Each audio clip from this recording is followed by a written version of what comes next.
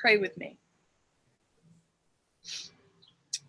May the words of my mouth and the meditation of our hearts be always acceptable to you, O Lord, our strength and our Redeemer. Amen. Good things come in small packages. That's another one of my mother's favorite sayings. And if I were to add to it, I might say, good things come in small packages and in a great story. The great short stories or parables that Jesus tells his disciples are cloaked in mystery, and yet they are full of wisdom and meaning. And like other stories of the Bible, they can fall differently on our hearts at various times in our lives. Amy Jill Levine, who is a New Testament scholar, she has written several books about the depth and breadth and the value that is to be uncovered or unearthed in these short stories by Jesus. That's the title of one of her books. She says, "For those with ears to hear and some patience to ponder, the parables of Jesus speak to our hearts. Parables teach us into recognizing what we've already always known, and they do so by reframing our vision. The point is less that they reveal something new than that they tap into our memories, our values, our deepest longings. And so they resurrect what is very old and very wise and very precious." I find her words to be profound and beautiful. Parables tease us into recognizing something that we've always already known. Like faith, even the size of a mustard seed, the smallest of seeds that is able to produce a mighty tree, strong and large enough to provide life and sustenance for many. Instead of revealing something new, parables tap into our memories, our values, our deepest longings. I'm wondering how many among us are bread makers. Anybody who's ever made a loaf of handmade bread before knows that in order to produce bread that is light and airy and expansive, you can't knead it too much. Because if you fiddle with that dough for too long, the leaven won't do its thing and the bread won't rise properly, and it'll be dense and thick and tough, hard to chew, and even harder to digest.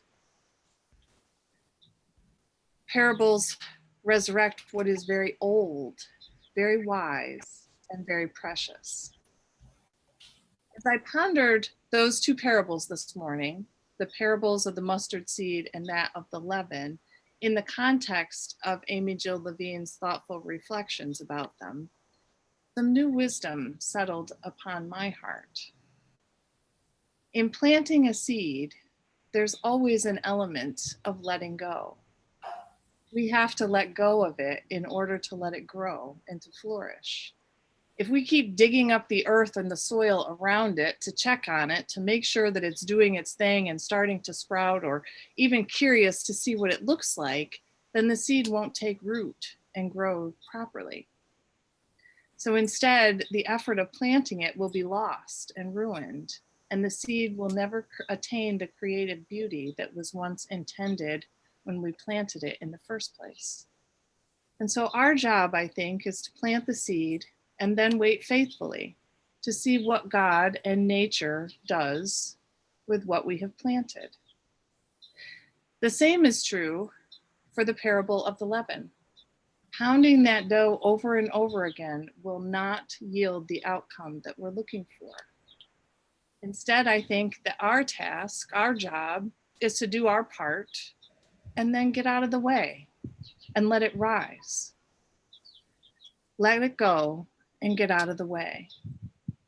Both of those things, I think, are relevant and important as we consider this strange, sometimes frightening, disoriented world that we find ourselves, that we've been thrust into, compliments of COVID-19. I think it's easy the longer that this goes on and the longer that we remain distant out of necessity, it's easy for us to become insular in our thinking, to become more and more focused on ourselves, because we're isolated from our usual social environments and sometimes even the world around us.